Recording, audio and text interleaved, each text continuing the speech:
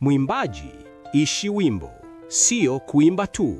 Ndugu mpenzi wa somo la Ijue Sayansi ya Uimbaji, karibu tena kwenye somo letu pendwa linaloletwa kwako na Mwalimu Clement Anthony Gashule kutoka Chamazi, Dar es Salaam.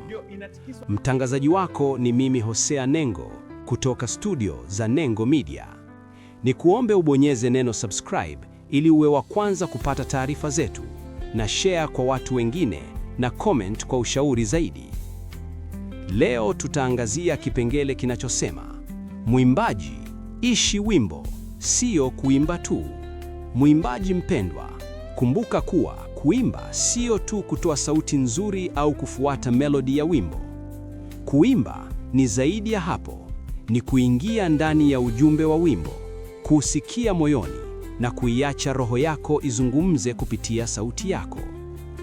Mwimbaji wa kweli haimbi maneno tu, anaishi kila neno analoliimba. Ishi wimbo, sio kuimba tu. Ukiishi wimbo, hisia zako zinaungana na ujumbe wake.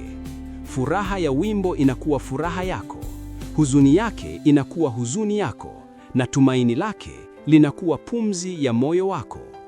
Ndipo sauti yako inagusa mioyo ya wasikilizaji, kwa sababu hawasikii tu muziki, wanahisi ukweli wa kile unachoishi. Mwimbaji bora ni yule anayebadilisha wimbo kuwa sehemu ya maisha yake.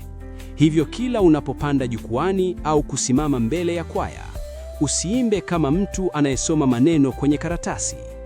Ishi wimbo huo, uvae hisia zake, utembee ndani yake, na uache ujumbe wake uonekane kupitia sauti, uso na moyo wako.